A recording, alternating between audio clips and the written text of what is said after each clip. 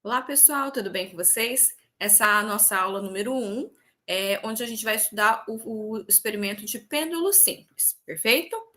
Bom, então, relembrando do nosso cronograma, o nosso curso ele vai contar com 10 aulas, né? Então, hoje a gente vai iniciar o curso com a aula número 1, pêndulo simples, tá? E nas próximas aulas a gente vai dar sequência, né, aos experimentos, perfeito? Bom, nesse experimento de hoje, a gente vai executar a coleta de dados de um pêndulo simples que vai sofrer oscilações, né? A gente vai encontrar, né? Vai calcular, desculpa, encontrar não, a gente vai determinar experimentalmente o seu período e a gente vai observar o comportamento desse período quando a gente varia o comprimento do fio e quando a gente varia também o ângulo que libera a massa, né? Ou libera ali o pêndulo, ok? E a gente vai verificar essa dependência, né, em relação ao período. Feito isso, com os resultados que a gente vai coletar nessa aula, vocês vão gerar gráficos, né? Na verdade, um gráfico somente, e através desse resultado, né, e análise desse gráfico, vocês vão determinar experimentalmente a aceleração da gravidade lá no laboratório onde foi executado o experimento, ok? Feito isso, vocês também vão comparar, né, o valor que vocês determinaram com o valor teórico e verificar se foi bem feito ou não, né, esse experimento, perfeito? Então vamos lá? Bom, gente, antes de dar início, né, à introdução, à explicação do experimento, eu vou fazer um comentário como que eu montei o slide, tá? Então, essa aula, ela vai conter uma parte teórica, né, explicando sobre, né, fazendo uma revisão teórica do conteúdo do experimento, vai ter uma parte experimental, onde eu vou trazer um vídeo, onde vai ter a execução do experimento, a parte de resultados e no final do vídeo, tá? No final dessa aula, não deixe de assistir, porque vai ter lá no final a explicação da atividade. Então, eu vou mostrar para vocês, né, a atividade, na verdade, já postei, já testei, né, o formato que eu gostaria de adotar. Então, eu já postei para vocês lá no Moodle. E no final desse vídeo, eu vou explicar questão por questão. E também vou explicar como que vocês vão entregar a atividade, tá? Então, fiquem até o final do vídeo, porque vai ser explicadinho bem detalhadamente para vocês, ok? Bom, então vamos lá para o nosso conteúdo. O que é um pêndulo simples, né? Geralmente, quando a gente fala a palavra simples, significa que tem alguma coisa que não é simples, né? Então, hoje a gente vai estudar, né, na aula 1, o pêndulo simples, e na próxima aula a gente vai observar, né, vai estudar o pêndulo físico, tá? Um pêndulo simples é quando a gente tem uma massa, ela está, né, pendurada, ela é suspensa por um fio, tá? Então, a gente tem um fio com uma massa desprezível. Então, toda a massa do pêndulo está concentrada aqui na sua extremidade. Então, quando a gente tem esse tipo, né, de estrutura, a gente chama de pêndulo simples. No caso do pêndulo físico, que vai ser o tema da aula 2, a massa, ela é distribuída em torno do eixo de rotação, né? Então, a gente pode, vamos imaginar uma régua, né? Uma régua, a massa, ela é distribuída, ela pode até ser distribuída de forma uniforme, né? Se eu seguro a régua numa das extremidades e solto, a gente tem um pêndulo, só que a massa, ela está distribuída ao longo do eixo de rotação, né? Ela possui, né, uma distribuição ao longo do eixo de rotação. Então, a gente chama essa estrutura de pêndulo físico, perfeito? Na aula de hoje, a gente vai ter esse tipo de estrutura aqui, onde a massa, obviamente, gente, se a massa ela é suspensa por um fio, a gente sabe que o fio é feito de material, né? E o material vai ter sim ali a sua massa. Só que ela é desprezível em relação à massa suspensa. Ou seja, é um fio muito fininho, né? Um fio muito levinho comparado com a massa suspensa. Então, a gente considera como um pêndulo simples, perfeito? Bom, essa estrutura aqui, né, quando a gente faz, suspende, né, então uma massa, né, pendurada aqui por um fio, a gente vai ter aqui o eixo de rotação, tá? Então, significa que essa minha massa, o momento que eu venho, né, e faço elevo ela um pouquinho, eu estou criando aqui com a vertical um certo ângulo θ. No momento que eu solto essa massa, a gente vai observar, obviamente, vocês já devem imaginar, a gente vai observar um movimento oscilatório, perfeito? Essa massa, ela vai executar, ó, como ela está amarrada com o fio, que tem um comprimento fixo, né? Ela vai executar um movimento circular, né? Obviamente, ela não vai dar uma volta completa, né? Formando uma circunferência. Ela vai executar um movimento num arco de circunferência, perfeito? Nesse experimento, né, que é um experimento real, a gente tem que as forças, desculpa, a energia durante a execução da oscilação, ela vai sendo perdida, né? A energia mecânica vai sendo perdida. Por quê? Porque no experimento real, a gente tem ali a força de atrito, né? A gente tem um atrito entre, né, a estrutura lá que está segurando, né, segurando o fio, a gente tem resistência do ar, então essas contribuições fazem com que a cada oscilação a gente tenha um pouquinho de perda de energia mecânica. Então, a gente não vai ter uma coisa oscilando para o resto da vida, como aconteceria se a gente tivesse um oscilador perfeito, um oscilador ideal. Perfeito? Bom, então aqui vamos observar, né, o diagrama de forças aqui sobre a massa, que vai ser o corpo, então, que a gente vai estudar o movimento. Então, a minha massa, Mzinha, ela vai executar um movimento circular, tá? Mas ela não vai dar uma volta completa, ela vai executar um movimento aqui, vai completar um arco de circunferência, tá?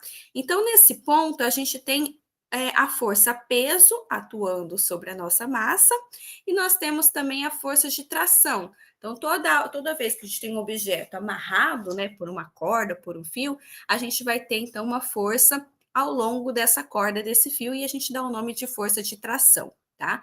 Então, nós temos essas duas forças aqui atuando sobre a nossa massa, tá? Lembrando que a força-peso é aquela força, né, devido à aceleração da gravidade. Então, matematicamente, né, ela é dada pela massa vezes a aceleração da gravidade, que o seu valor teórico é 9,81 metros por segundo ao quadrado, ok? Bom, como a gente pode observar, aqui a gente pode ter, né, fazendo agora, abrindo aqui a força-peso, né, na sua componente ao longo da força de tração, ao longo do fio e perpendicular a esse fio, nós vamos observar aqui as duas componentes da força-peso. A força de tração, ela é uma resposta, né, da força, da componente da força-peso ao longo do fio, né? Então, a força de tração é a própria força-peso vezes o cosseno de θ, tá? Então, esse θ aqui, a gente fazendo uma análise ali trigonométrica, a gente percebe, então, geométrica, né? A gente percebe, então, que esse θ é esse mesmo θ aqui, perfeito? Bom, e obviamente, né, depois dessa análise, a gente vai observar que vai ter uma componentezinha da força-peso ao longo aqui do nosso movimento. Então, se essa massa, né, quando a gente solta, ela entra em movimento, obrigatoriamente significa que está atuando uma força sobre ela, né? Porque são apenas as forças, né, que são responsáveis por gerar movimento dos objetos. Então, se existe um movimento, significa que está atuando uma força sobre essa partícula, perfeito? Então, essa força aqui, a gente vai dar o nome de força. Eu vou falar aqui mais para frente, força restauradora, tá? Essa força, ela vai ser, então, a componente perpendicular ao fio, tá? Então, ela vai ser a força-peso vezes o seno de θ, ok? Então, ela surge da decomposição aqui do vetor da força-peso, ok? Então, essa força restauradora, né, ela recebe esse nome especial porque no movimento no movimento harmônico simples, né, um movimento harmônico, a gente tem, né, uma força atuando para restaurar o movimento. Então, nesse caso aqui, por exemplo, se a gente eleva, né, a nossa massinha nessa direção e solta, a força vai fazer com que a massa volte para a sua estrutura, né, volte para a sua posição, né, inicial. Então, aqui, por exemplo, a força Então, a força aqui ela é máxima, ela vai diminuindo, nesse ponto aqui mais baixo ela fica zero, e depois ela, né, devido à oscilação da energia mecânica, né, como a gente está falando de um oscilador, vocês vão estudar isso com mais detalhes lá na física geral, nós temos aqui, né, atuando a força, desculpa, a energia mecânica, né? Então, a gente tem energia cinética sendo transformada em energia potencial, né? Então, essas energias vão fazer, né, vão oscilar durante o movimento. Então, nesse momento aqui, a minha força restauradora é zero, e depois ela começa a ganhar intensidade e muda de sentido, né? Para voltar para a posição aqui mais baixa novamente e dar continuidade ao movimento oscilatório. Perfeito?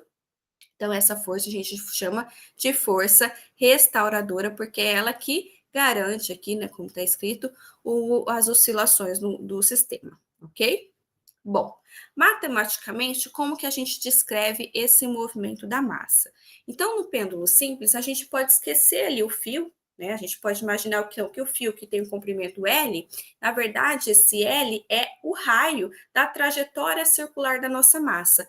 Então, a gente descreve o movimento dessa massa como a gente descreve o movimento de um corpo que executa uma trajetória circular, perfeito? Então, aqui a força restauradora, como nós já comentamos, é uma força que tem, né, magnitude peso vezes o seno de θ, onde o θ é aquele θ inicial, né, o ângulo inicial da oscilação, ok?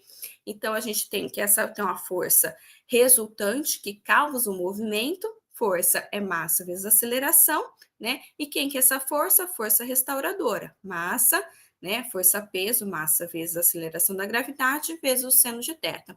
Observem que a massa aparece dos dois lados da equação. Então, a gente corta e corta aqui. Perfeito?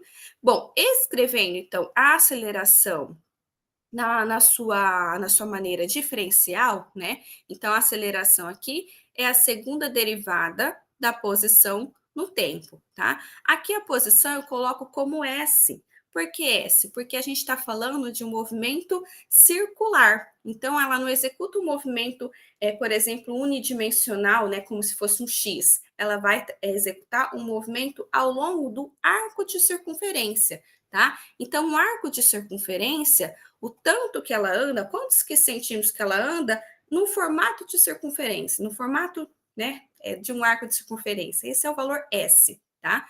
Esse valor, ele é dado pelo raio, que nesse caso o raio vale Lzão, vezes o ângulo ali executado, né? Então, esse ângulo θ aqui que foi executado. Reescrevendo, então, né, a posição S, né, nessa maneira como L, θ, a gente, o L, nesse caso do pêndulo, a trajetória, né, é circular e o raio não muda. Então, durante todo o movimento da massinha, a distância, né, a distância do raio é a mesma.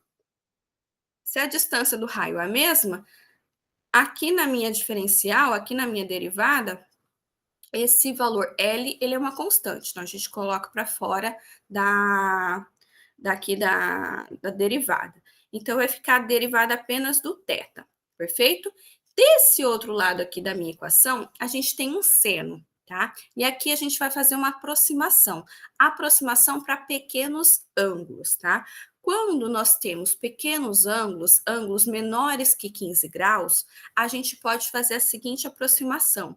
A gente pode dizer que o seno do θ é o próprio θ. Gente, isso é válido para quando a gente mede o θ em radianos, tá? Obviamente, se você, mas professora, 15 graus é diferente, né? 15 se a gente estiver medindo em graus o ângulo graus, né, 15 é muito maior do que 1, né, que é o limite do seno. Então, obviamente que isso não funciona nessa aproximação aqui quando a gente está falando em graus, mas a gente converte para radianos, tá tudo certinho, tá? Então, para ângulos, né, menores que 15 graus, que aí você faz a conversão para radianos, essa igualdade aqui, ela é verdadeira. Então, a gente pode dizer que o seno é o próprio θ. Por que que a gente faz isso? Quando a gente transforma, né, o seno de θ no próprio θ, a gente cai nessa equação diferencial, né? Reescrevendo aqui, podemos dizer que é essa equação diferencial aqui. Essa equação diferencial é uma equação referente ao movimento harmônico simples, tá? Então, o movimento harmônico simples, que é o que vocês estudam lá como sistema bloco-mola, né, ou outros osciladores, né, que vocês vão verificar, por exemplo, na física 3, vocês vão estudar um oscilador LC, né, ele vai ter a mesma estrutura matemática. Então, a gente vai ter essa mesma equação diferencial para descrever esse movimento oscilatório, perfeito? Então, quando a gente faz essa aproximação aqui para pequenos ângulos, a gente cai nessa equação diferencial, onde o resultado, né, a resposta dessa equação diferencial é essa expressão aqui para o ângulo, né, pelo θ. Gente, o que é uma equação diferencial? Vocês estão, né, começando a graduação em física agora, né? Vocês vão ver, acho que, se eu não me engano, é no cálculo 3 ou no cálculo 4 que vocês vão estudar, né, equações diferenciais. Então, aqui eu não vou pedir para vocês, né, executarem o cálculo dessas equações, só fiquem com o resultado, tá? Então, uma vez que a gente tem essa equação diferencial, né, a solução para essa equação diferencial é essa expressão aqui, ok? Essa expressão aqui, então, ela é uma expressão que descreve um oscilador harmônico simples, ok? Então, aqui vai descrever qual que é o ângulo, né, em cada momento t. Então, um momento, ó, no t inicial, a gente tem o θ máximo, que é aquele θ onde partiu o movimento, onde a massa começou, né, onde ela foi solta, né? E conforme vai passando o tempo, ela vai apresentando valores de θ distintos, ok? Para um oscilador harmônico ideal, a gente teria que essa oscilação ela acontece de forma ininterrupta, né? Para sempre. Então, uma vez que a gente solta essa massinha, ela vai, né, até o θ máximo do outro lado, até o θ máximo desse lado de novo, e assim ela vai ficar oscilando para o resto da vida. Obviamente, isso não acontece no nosso experimento na vida real. Como eu comentei, como eu comentei, existem forças, né? Forças que vão tirar a energia mecânica desse sistema. Então, em cada oscilação, a energia mecânica vai perdendo um pouquinho, até que chega um momento que a oscilação ela cessa, perfeito? Então, a gente não tem, né, na vida real, ali um experimento de oscilador harmônico ideal. A gente tem um real que a gente chama de oscilador harmônico amortecido, porque em cada oscilação vai perdendo um pouquinho de energia e a amplitude das oscilações vão diminuindo ao longo do tempo até que chega um momento que ela para de oscilar, ok? Quando a gente executa essa equação aqui, né, resolve essa equação diferencial, nós escrevemos aqui, isso para quando a gente escreve coisas que oscilam, a gente escreve sempre nesse formato aqui, onde esse valor aqui a gente chama de amplitude, e esse termo aqui é sempre um termo senoidal, tá? É sempre uma função senoidal, que pode ser uma função seno, que pode ser uma função cosseno, pode ser uma função que faz ali uma junção entre seno e cosseno. Nesse caso aqui, a gente está usando cosseno, porque a gente inicia no tempo t igual a zero, no valor máximo. Como que é o cosseno, né? O cosseno de zero é 1, é o seu valor máximo. Então, para explicar, né, para mostrar, expressar o comportamento do nosso pêndulo simples, a gente usa a função senoidal cosseno, tá? O argumento do cosseno, nós colocamos aqui duas informações. Essa informação, essa constante que acompanha o tempo, a gente chama de frequência angular. A frequência angular, ela vai dizer quantas vezes, né? Vai dizer como que o meu sistema oscila, né? Se ele oscila muito rápido, se ele oscila muito devagar, essa informação está contida nessa constante aqui. Essa constante aqui, que é a amplitude, vai dizer de quão longe foi soltada que foi solta a minha massa. É a amplitude das oscilações. Essa outra grandeza aqui é a constante de fase, tá? Vocês vão ver ela com mais detalhes lá na física geral, tá? Aqui a gente vai ignorar ela, ok?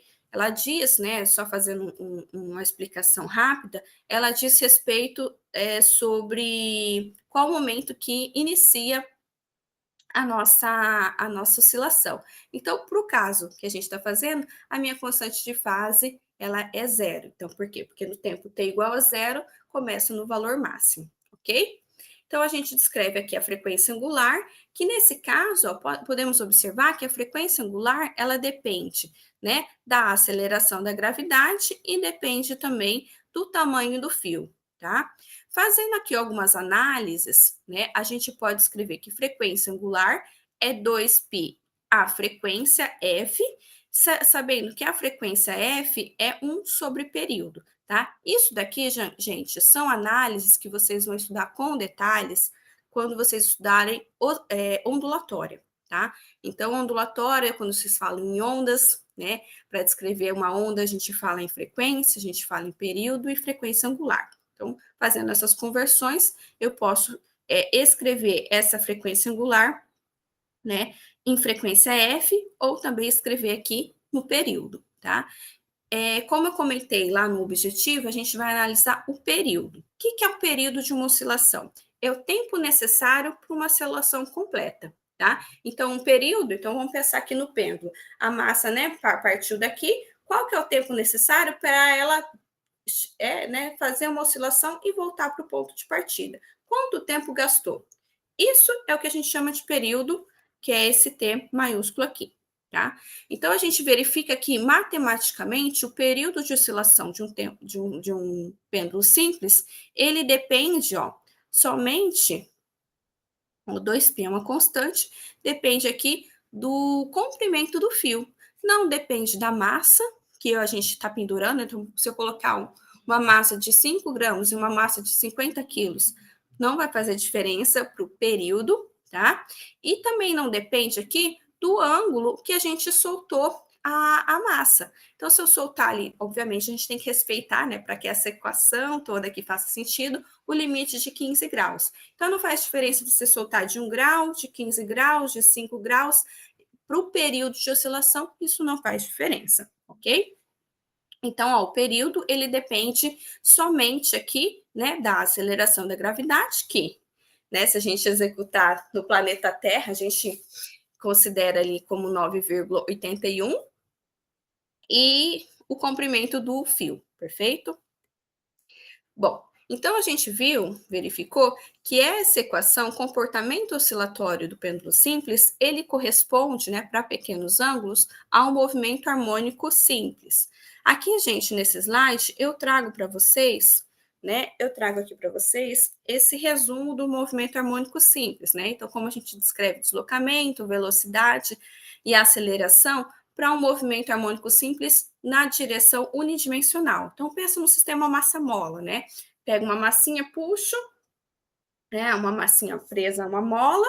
Se eu puxar, ela vai oscilar, por exemplo, aqui no eixo X. A gente descreve por essas equações, né? Deslocamento, velocidade e aceleração. Então, a gente observa que tanto o deslocamento, a velocidade e a aceleração, elas são descritas por coisas que oscilam no tempo, tá? Então, ó, sempre a gente vai ter uma amplitude e uma função senoidal. Uma amplitude, uma função senoidal. Uma amplitude e uma função senoidal para descrever coisas que oscilam, ok? Isso aqui é mais para a gente fazer uma comparação com o movimento harmônico simples, unidimensional, ok? Bom, quais são os materiais que a gente usou nesse experimento? Então, nós usamos uma massa, um fio, cronômetro para poder medir o tempo, trena para poder medir, né? A gente vai mudar ali o tamanho do fio, fita adesiva, um transferidor para medir o ângulo, balança para medir a massa da nossa massa suspensa e um suporte na parede, né, para a gente pendurar o nosso pêndulo. Bom, gente, a montagem experimental que a gente executa lá no laboratório da UEM, o que a gente faz? Como a gente quer fazer uma coleta de dados, né, variando o comprimento do fio, Ao invés de cortar um fio de 1 metro, 1,10 m, 1,30 m, o que a gente faz? A gente pega um fio bem compridão, né? Então, aqui ele sugere um fio aqui de 3 metros e a gente cola na parede, né? Das extremidades do fio e a gente mede com a trena esse valor aqui. Então, por exemplo, eu quero executar primeiro com 1 metro. Então, a gente vai puxando o fio, cola uma fita aqui na parede e deixa apenas 1 metro aqui no valor de L. Agora eu quero um L de 1,10 m. Aí eu venho aqui, descolo a fita da parede, colo um pouquinho mais para cima e aqui vai ter 1,10 m. E a gente vai, né, trocando para não ter que ficar cortando vários fios, né, e isso causar, né, mais trabalho. Então, gente, lá na avaliação número 1, avaliação 1, vocês vão executar esse experimento em casa, tá? Mas aí, quando estiver mais próximo, eu vou gravar um vídeo explicando como que vocês vão executar, perfeito? Bom, então vamos para o nosso vídeo. Então, esse vídeo, ele foi gravado pelo professor Guilherme, tá? Deixa eu pausar aqui para explicar. Então, aqui a gente tem o suporte na parede. Deixa eu voltar aqui. O suporte na parede, o fio, ó, ele tá preso aqui, um fio, onde a gente vai medir, então, várias distâncias, né, vários tamanhos L ali. E a massa a gente vai manter constante nesse experimento, tá? O valor da massa. Aí aqui, gente, pode observar que ele solta o cronômetro e vai contando várias oscilações, tá? Então, o que a gente faz na prática? Seria muito difícil a gente executar uma oscilação somente, que é o período. Então, o que a gente faz? A gente solta a massinha e conta 10 oscilações, tá? Então, a gente vai ter 10 vezes, né, o tempo medido aqui, por exemplo, para esse experimento, aqui, por exemplo, aqui ó, ele executou, para esse experimento, foi medido, então, o tempo de 25,52 segundos, que é o tempo de 10 oscilações. Ou seja, um período é uma oscilação. Então, eu preciso pegar esse valor e dividir por 10 para obter o valor do período para esse experimento aqui, tá? Então, isso foi repetido 3 vezes para cada experimento, para a gente ter um valor médio, ok? Bom, aqui estão, então, os resultados, né, referentes à coleta, então, da parte experimental. Foram executados todas essas medidas para cada um dos ângulos, né, foram variados o tamanho do comprimento do fio, o valor de L. E para cada comprimento de fio e cada ângulo, foram executadas 3 medidas, onde vocês vão ter que calcular o valor médio, perfeito? Esse tempo aqui, calculado, medido pelo cronômetro, lembrando que é o tempo de 10 oscilações, perfeito? Bom, agora a gente vai para a parte de atividades, tá? Então, a gente já encerrou nossa aula e aqui agora eu vou explicar como que vai ser a atividade, né? Número 1 e as próximas atividades, como que serão executadas, perfeito? Já postei no Moodle para vocês, deixa eu mostrar aqui, a atividade número 1, tá? Então, a atividade número 1, eu postei aqui um arquivo em formato de PowerPoint, tá? Então, eu vou testar essa nova modalidade. Vocês vão baixar o arquivo, tá? Então, baixa o arquivo em apresentação, né? Então, PPTX, né? O formato do arquivo, vocês, que é esse arquivo aqui, deixa eu mostrar. Então, vocês vão preencher aqui com a resposta de vocês, tá? Então, a atividade número 1 vão ser 6 questões. Então, vocês vão vir aqui, vão abrir, né? Colocar a resposta de vocês, vão vir, vão preencher as tabelas, perfeito? E vocês vão ter que executar um gráfico, tá? Já coloquei aqui o papel milimetrado, perfeito? Então, aqui no papel milimetrado, vocês não precisam imprimir ou comprar o papel na papelaria. Vocês podem fazer o gráfico aqui mesmo, né? Então, fazer aqui o gráfico aqui das abscissas, né, ou das ordenadas, vocês podem executar, colocar os pontos no gráfico usando o próprio PowerPoint, tá? Eu coloquei aqui para vocês um ponto 1, ponto 2, ponto 3. 1,3 o pontinho aqui, tá? Então, vocês podem ir executando dessa maneira, né? Colocando os pontinhos no gráfico e preenchendo aqui na própria folha, né? No próprio arquivo do PowerPoint. Essa folha aqui, né? Ela tá um tamanho maior justamente para garantir a proporção dessa figura, tá? Da figura aqui do papel milimetrado. Então, aqui no papel milimetrado, deixa eu até mostrar para vocês, ó. Cada quadradinho aqui tem 1 centímetro por 1 centímetro, tá? Deixa eu mostrar aqui para vocês, ó. Peguei um quadradinho, perfeito? Então, tá ajustado o tamanho. Então, tomem cuidado para não alterar. Não tem problema se alterar também, só que vocês não podem usar, né? Então, por exemplo, aqui, se vocês quiserem a linha da abscissa, fazer uma linha de 10 centímetros, né? Se vocês acabarem mexendo nesse tamanho aqui, não vai corresponder. Mas não tem problema para a execução do gráfico, tá? Vocês garantindo aqui o formato, né? O tamanho da medida em centímetros, né? Do papel milimetrado para a escala, vai estar tudo certo, ok?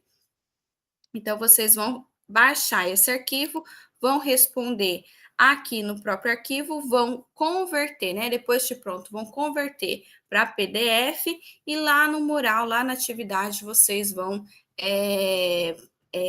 salvar o arquivo em PDF, enviar o arquivo no formato PDF, perfeito? Bom, vamos para a explicação aqui, então, da atividade. Então, essa atividade ela conta com 6 questões. A questão número 1 é justamente fazer essa análise da equação aqui do período. Então, pela equação, né, qual que é a dependência com a massa, qual que é a dependência do ângulo de partida e qual a dependência, né, do comprimento L do fio. Então, quero que vocês façam essa discussão aqui e preencham a questão número 1. A questão número 2 é tratar os resultados. Então, vocês vão pegar as tabelas aqui, né, essas tabelas, e vocês vão calcular o tempo médio. Então, aqui para cada medida foi executado 3 medidas. Vocês vão fazer o valor médio e preencher aqui nessa coluna, tá? O tempo médio. Feito o tempo médio, vocês vão calcular o período.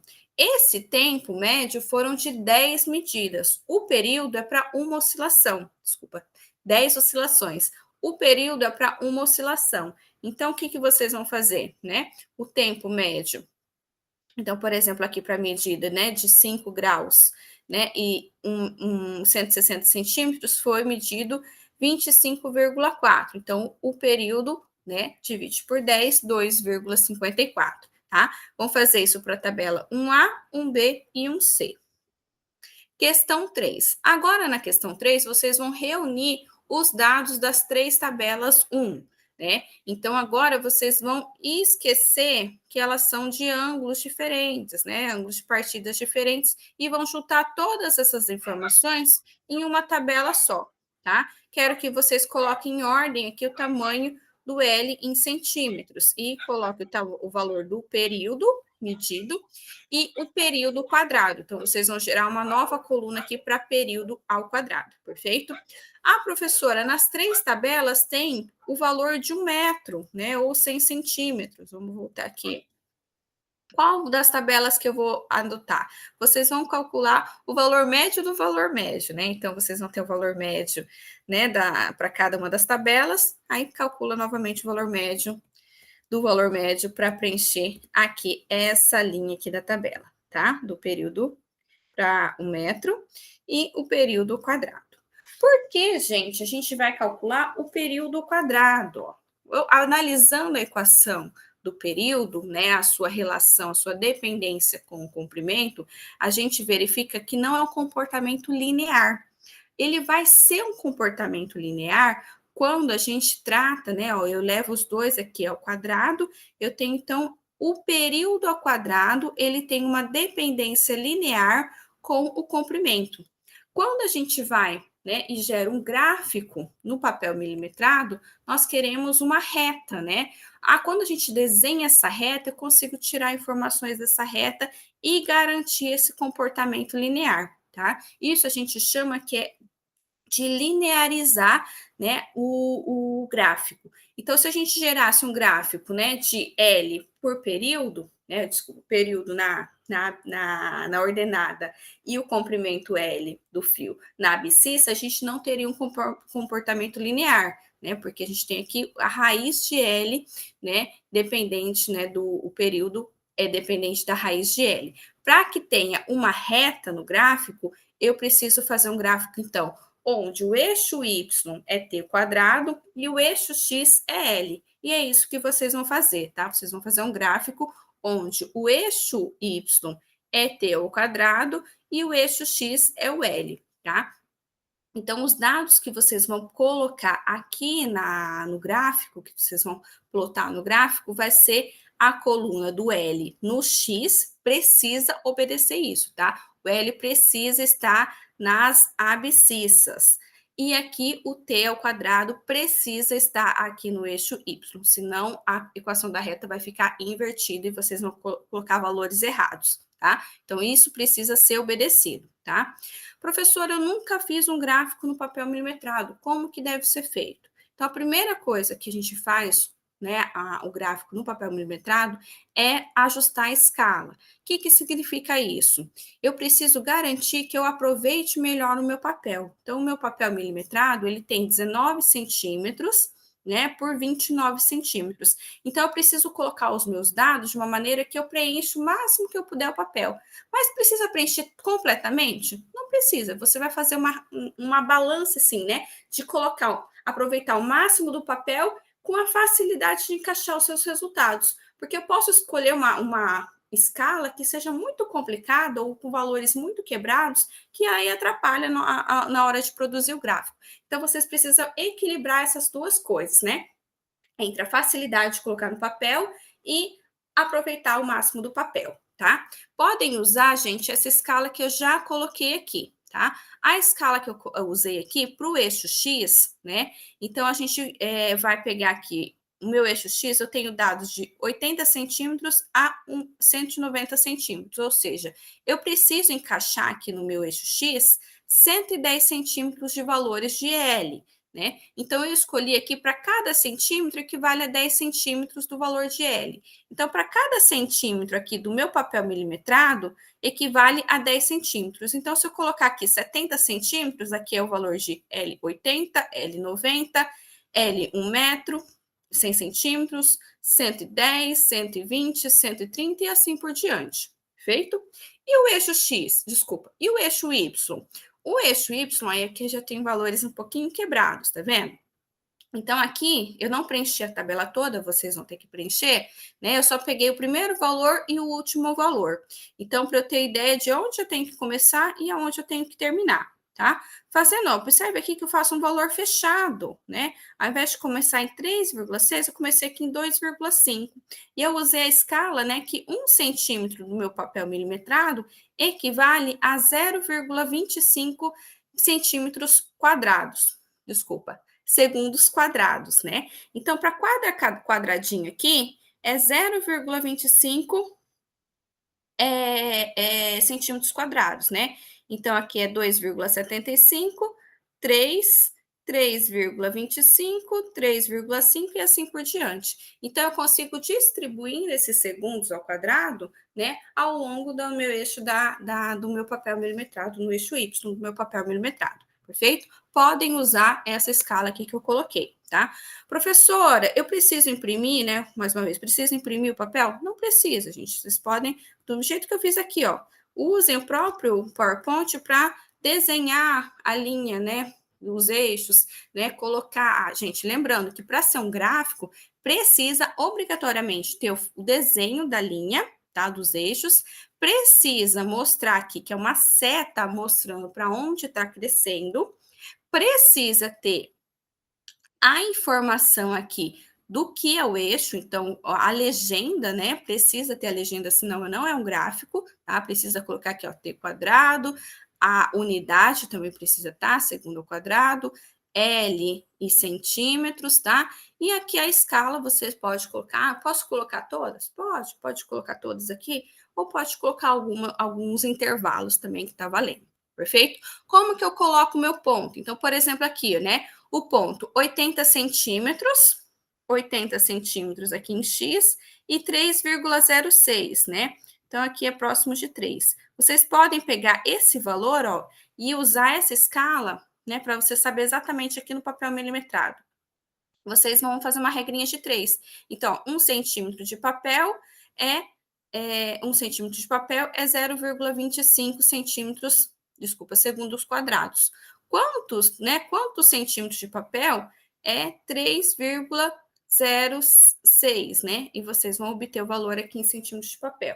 Para vocês calcular certinho a posição aqui do 3,6. Mas podem indo ali a colocar valores aproximados, né? Então, por exemplo, aqui eu coloquei já o outro pontinho, tá? Né? Mas eu apaguei aqui para vocês. Então, vocês vão colocando, ó, são todos esses pontos, vocês vão desenhar o gráfico. Uma vez que vocês fizeram o gráfico, vocês vão traçar a melhor reta. Então, vocês podem fazer isso de forma manual mesmo.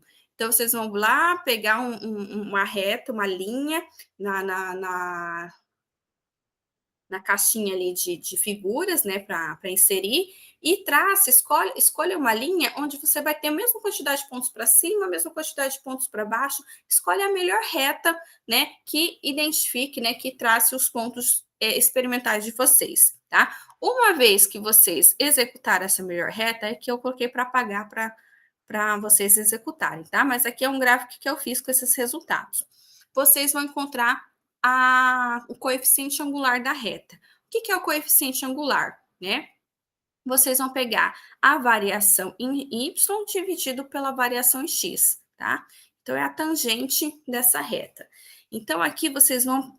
Peguem o valor, uma vez que vocês desenharam a reta aqui que eu coloquei em vermelho, escolha uma distância em y fechadinha, tá vendo? Que sai da reta, né, até um valor fechado, que sai da reta até um valor fechado.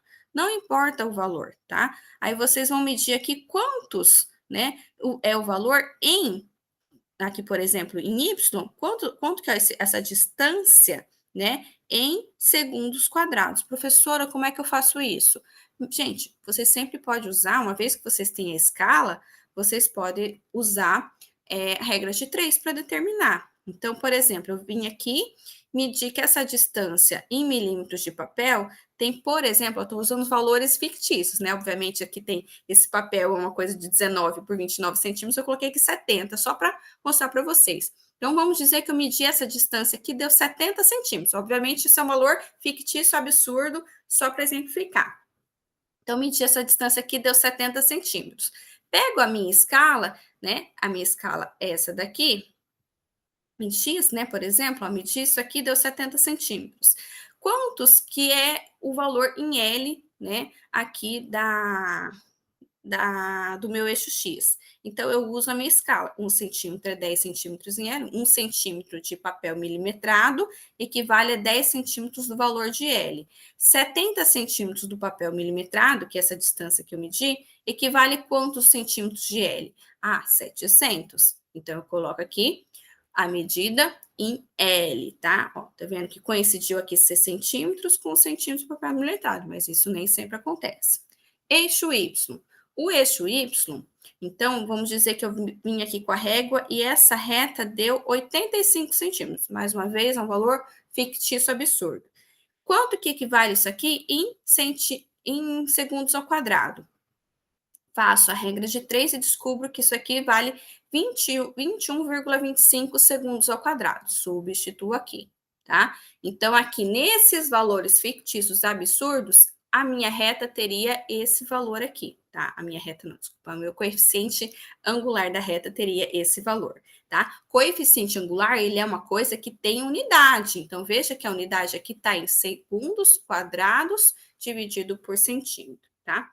Então, vocês vão determinar, ó, questão 5, letra A. Qual que é o valor do coeficiente angular da reta de vocês, tá? Por que eu quero saber isso? Porque, como eu comentei, a gente fez uma linearização da nossa reta, né? Do nosso período em relação ao comprimento do fio, né? Então, a gente tem que o comportamento linear acontece quando a gente faz um gráfico onde o meu y é t ao quadrado e o meu x, ele é o L. Tá vendo aqui, ó? Isso aqui não é exatamente a equação da reta? Onde o meu B aqui, ele é mais zero. Então, o meu coeficiente linear é zero o meu y é o t ao quadrado, o meu x é o L, e tudo isso daqui é o próprio coeficiente angular, ó. Então, esse valor de A, que vocês determinaram aqui, então, por isso aqui é um valor fictício, ele é exatamente igual a 2π ao quadrado, né? 2π ao quadrado dividido pela aceleração da gravidade. Se você conhece esse valor, você isola, joga esse para cima, o A para baixo e encontra um valor experimental do G, né? Que é a aceleração da gravidade, que é a letra B da questão 5. Perfeito? Feito isso, questão 5 está pronta. Questão 6. A questão 6 aqui vocês vão encontrar aqui a aceleração, o G agora, usando uma equação, tá? Apresentada aqui pela National Physical Laboratory, tá? Que é essa equação aqui. Os valores desses coeficientes, vocês vão substituir, é só substituir com os valores dados, perfeito? Vão encontrar esse valor de G aqui para Maringá, tá? Aceleração da gravidade em Maringá. Na letra B da questão 6, vocês vão comparar tanto esse valor quanto o valor da questão 5, tá? Com o valor nominal que em centímetros, né? Se vocês encontraram em centímetros, cuidem com a unidade, tá? Então, vocês encontraram aqui na 5, questão 5A, 5B, desculpa, a aceleração da gravidade em centímetros segundo ao quadrado. Se vocês quiserem comparar com a medida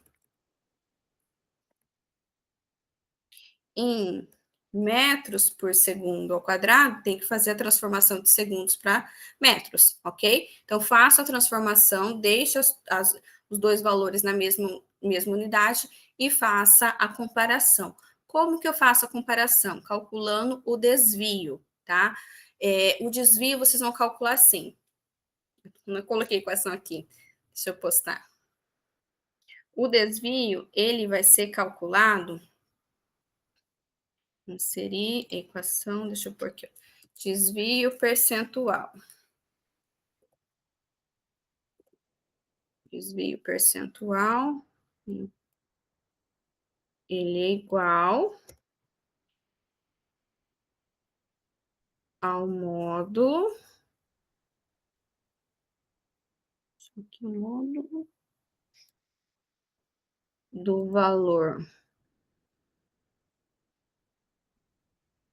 de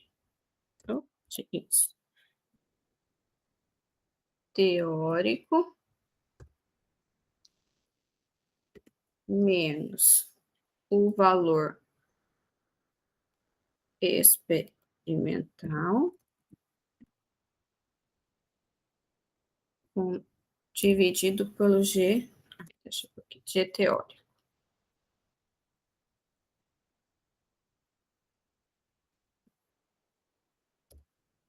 Vezes 100%.